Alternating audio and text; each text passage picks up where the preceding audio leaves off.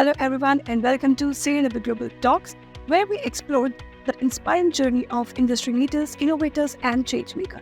Today, we have the privilege of hosting Dr. Mustafa Saasa, a distinguished Indian businessman who is social philanthropist and renewed corporate speaker. Dr. Saasa is the chairman and managing director of Raj Group of Companies. He owns a very diverse portfolio of trading, manufacturing, and services. He has a wealth of experience in mentoring leaders, businessmen, and CEOs, helping them achieve remarkable growth through innovative strategies. Dr. Saasa's journey is just not about business successes. He is also a committed philanthropist, known for his contribution to education and water conservation. His work has earned him numerous awards, including the Burj CEO Awards and the Pride of UAE. Today, we delve into his insights on leadership, entrepreneurship, and the future of commercial real estate landscape. Welcome to our studio, Dr. Mustafa Saasa. Your journey is very inspiring. You are associated with a lot of companies and you're part of Raj Group, which is your own company. But I have seen that you have expanded in various verticals. So can you tell our audience about your journey? What inspired you to start your family legacy and expanded its horizon? Well, thank you very much, Sweta, for inviting me to this show. It's my great honor. And our journey, in UAE started in 1958. My father came to Dubai in 1958 and started a business over here. And by royal decree of His Highness Sheikh Rashid, that time, we are exempted from sponsors since 1958. Of course, everybody knows that until 2 years back, there's a sponsorship law and 51% local partnership was compulsion by law. And in the mainland. So our company in the mainland has been exempted from sponsors since 1958. So he started a building material company. But as our business journey, it started much even before that. My father was in Bahrain from 1944 to 58. And Bahrain was much developed in that time than this part of the world. So my father was an explorer and he always used to seek new business opportunities. And that's how, he came to UAE. And interestingly, nobody can even imagine what I'm telling you, looking at the one of the most modern city, Dubai, what is called now, what we see now. But when my father landed in the UAE in 1958, well, at the time it was still not a UAE, there was no water supply, no electricity, no roads and no cars. And no airport, what Dubai is famous for now. So he landed in Sharjah. There was a small airport in Sharjah where he landed and started. So, I can say that we have seen UAE growing every inch in front of our eyes. So he started a building material company with a very high ethos and ethics. So his vision was to have the best building material product in this region. So we're custodians of the very premium brands in the building material. Like everybody knows Hilti as it's called the Rolls Royce of the power tools. We are dealing with Hilti since 1969. We are the first agent to introduce Hilti in the entire Middle East. So likewise, if you go in Sheffield in England, which is an industrial town, many of the tool companies, we deal with them for more than 60 years. So Presto, Britool, Dormer, Moore and Wright, Starrett, and few to name. So this is our journey. And I joined my father's business in 90. And then we diversified into energy conservation. Then in 2004, we rewrote our vision statement. Instated quality, what my father started with, and reinforced with sustainability. So anything what we do should have positive social impact on society, environment, and people. So any opportunity which comes to us, we look from the sustainability lens first. If that qualifies, then only we go into the economics.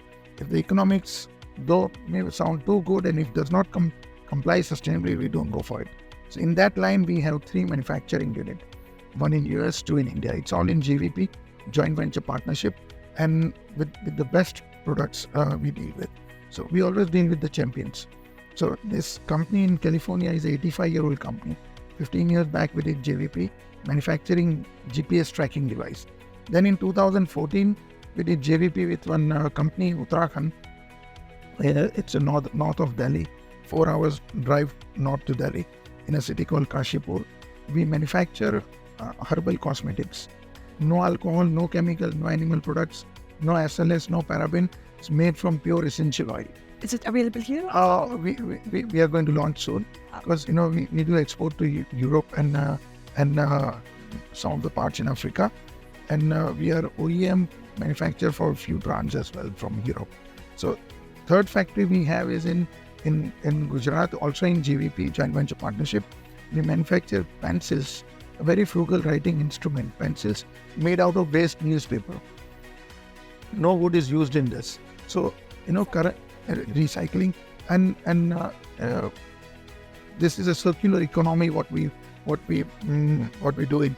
So currently 400 million trees are cut only to make pencils. So whatever pencils we make, that many less trees are cut. And the story doesn't end here. We induced a lot of science in this. So when you sharpen any pencil, you get an oval ring on the top. Yes. The oval ring is because the graphite is not in the center. And with small children, when they start learning writing, they press and write.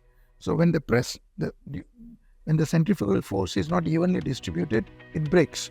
So break, sharpen, you lose the life of the pencil. When you sharpen our pencils, you get a round ring. The graphite is always in the center. So however hard you write, it doesn't break. So this is, and even the story doesn't end here.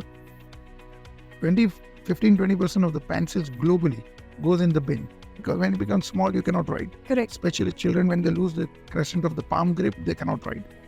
So our pencil, when it goes small, you should not throw. End of the pencil, there is a capsule end cap, the medical capsule, what you swallow. That end cap is there. And inside there are seeds. So when it grows small, dip it in the pot and it will grow plants. So we have 5 types of seeds in that. Tomato, chili, coriander, fenugreek, mustard. And children love to do this. So we inculcate sense of environment among children. And 3 R.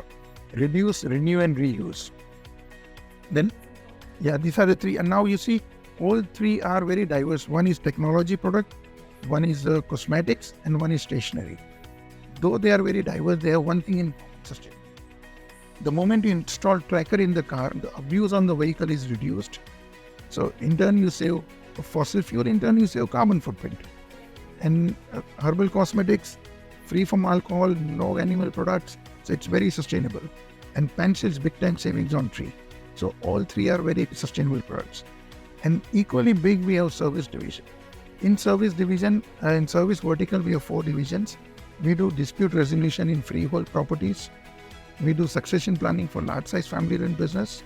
And as I did my PhD in leadership and certified leadership coach trained under Marshall Goldsmith, I'm coached to several large organizations and few countries. And 4th division we have is influencing and advisory, where we help new products and new companies open doors and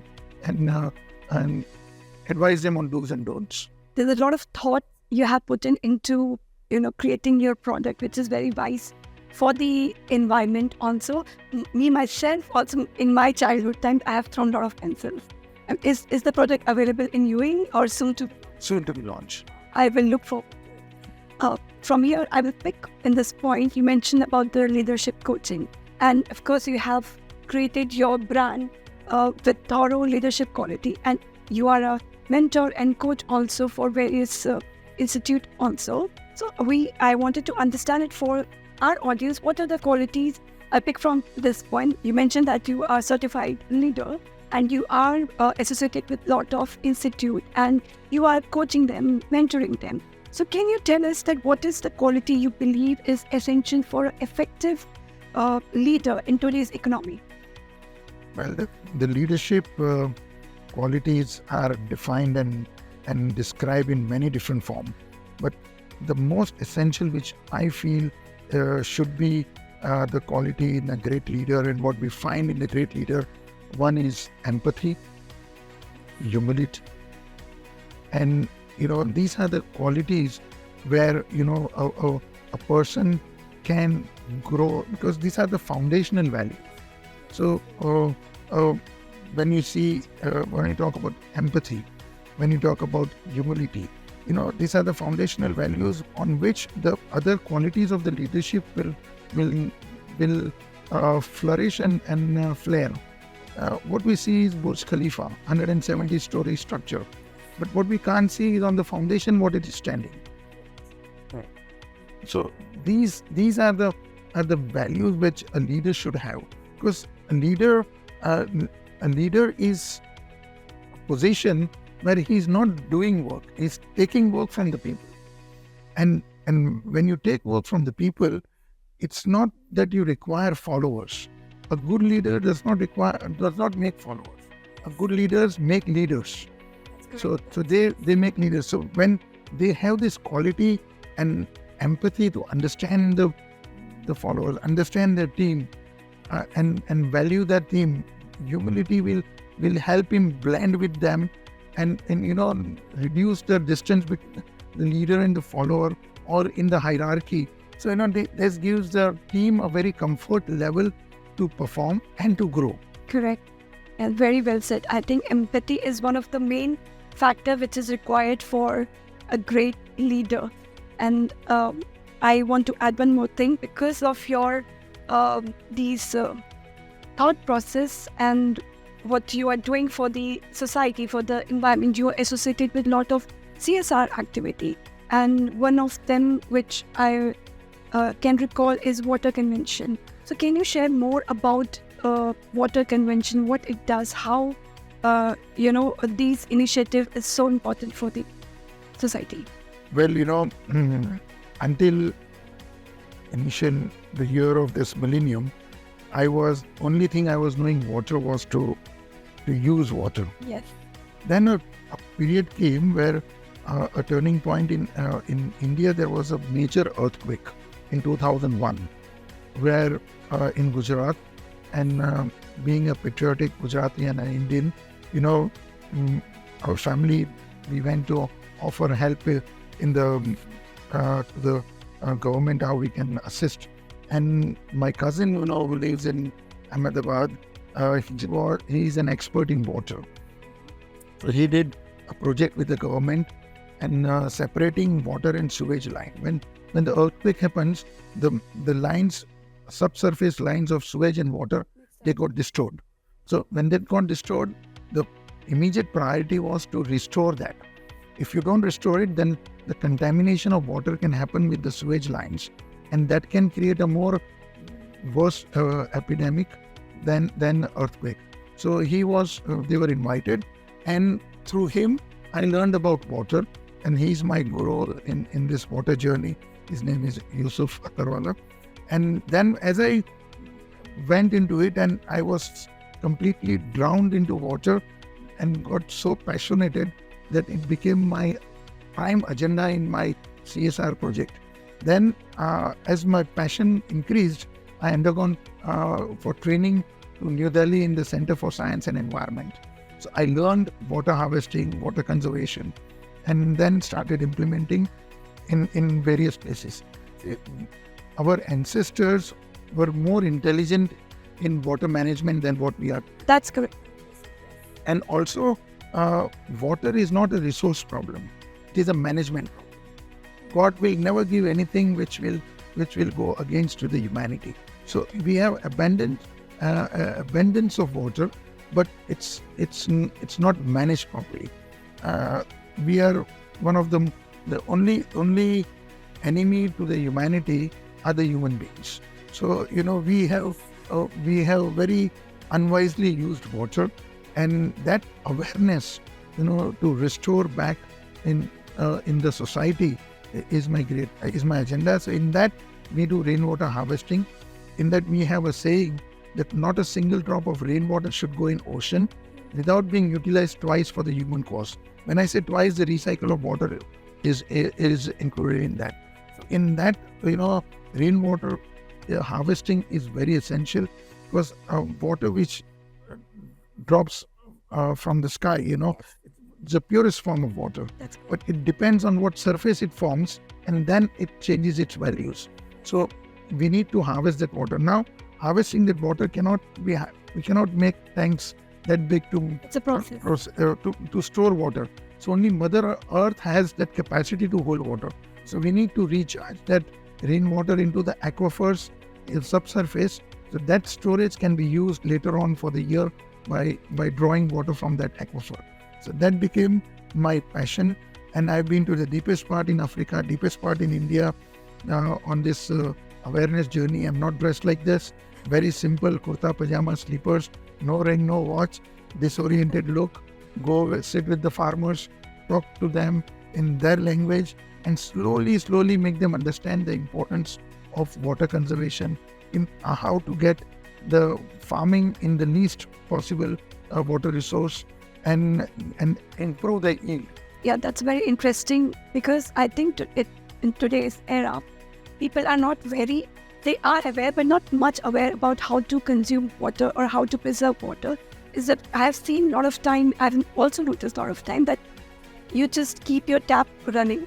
It's on for on. You're just doing your work and your tap is on if you're using it for hand washing or bathing or for cleaning your utensils. If I personally see it, I am very, very particular that I only use this amount of water, because I personally don't like that I'm wasting water or somebody in my. You can be our ambassador for awareness in that. I am conscious about a lot of things in that way, that yes, this thing should be, because I can resonate with this, and it is resonating with my mind, what I do, what I think also, that yes, this should not be wasted, this should be environmental friendly, or yes, this thing can be recycled. So that's a very amazing job you're doing, Dr. Mustafa, and you're also been awarded for a lot of work you're doing for the society. In fact, in the resources, what I always say is that all the resources are at the human's disposal. We use, but we have reached to the point of abuse. Yes. We have switched from use to abuse. And then nature bounce backs. So adding to this, because I was saying you've been awarded with a lot of awards because of your work and dedication toward the society. Which one is your award you're very proud of? Well, first of all, to be very honest, I don't take pride in getting the award, because I feel that it's their honor that they are respecting me with this, and every honor comes with added responsibility. That's correct. So in that way. But as a matter of my satisfaction and liking, a couple of awards which I would like to mention. That one award which I was given in the House of Lords in UK by hand of British Cabinet Minister of Climate Change and Environment for my work in water. That's one award which I always cherish. But still, I feel that that award is the beginning of my new journey with more endeavor I have to do in this water journey. One award I was given to me, it was bestowed upon me in Dubai by hand of Indian ambassador Sitaram, that time ambassador, and His Excellency Abdullah Saleh, Under Secretary to Minister of Commerce, and in the function of IBPC, Indian Business and Professional Councils. That award is Pride of UAE.